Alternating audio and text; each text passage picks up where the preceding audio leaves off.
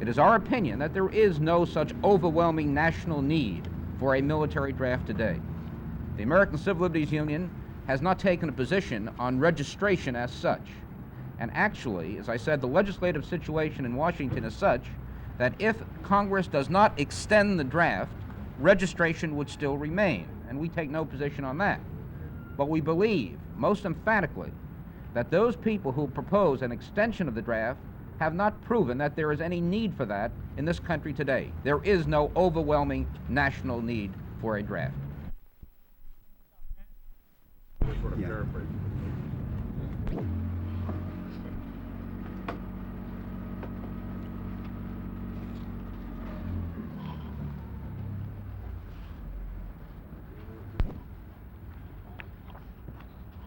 The Friends Committee on Legislation wants to call upon the President to rescind his order to extend the draft for 2 more years.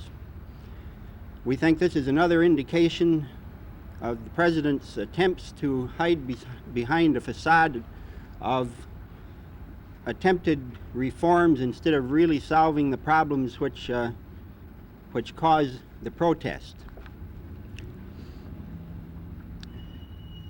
President Nixon himself has said, "Nothing detracts more from our democratic system than the military draft." General Hershey has said that there's no way to make the draft democratic. The Gates Commission, which was appointed by President Nixon, was unanimous in its call for ending the draft this coming summer. Leaders on the left and on the right both believe that the draft should be ended in this summer. Massive opposition to the draft is being mounted by young people who are involved in this, by their parents, and by the general public in general. I don't think that we should be fooled by President Nixon's saying that he intends to reduce the draft calls to 0. We've got to end the draft completely, and that means ending registration as well as conscription. We cannot be fooled into trying to figure how victims of an unjust system can be equally robbed of their freedom. I think this is just another instance of President Nixon pretending that he's for something when he is actually taking action that is directly in opposition to this.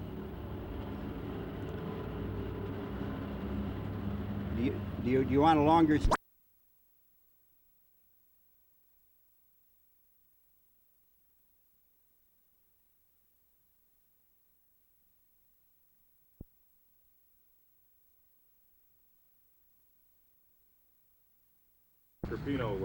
Senator Edward Kennedy, a well-known dove on the subject, and I believe in favor of the volunteer Army program. I think that you're a little bit misinformed about Senator Kennedy's position. That's universal national training for everybody. Do you think this would be fair? Would you advocate this instead of just dropping the draft altogether? Well, I think that the massive opposition to the draft demonstrates that the draft is not a fair, maybe not even constitutional, way to get men to serve in the Army. If this is the case, if there is something wrong with the principle of drafting young men, if it's not in keeping with the sense of the American Constitution, why would it solve any of these problems to enlarge it to include everybody? I think that the proposal for a national service draft is really an extraordinarily peculiar one. This country has always prided itself on the freedoms that people have. And here we're taking a bad situation, and some people seem to be proposing to make it worse.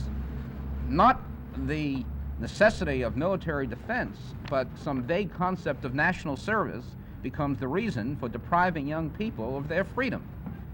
And I think we should realize that that's exactly what a draft means. It means taking young people from their homes, from their schools, from their businesses, from their futures really, and putting them into uniform under military rule in order to further a national aim.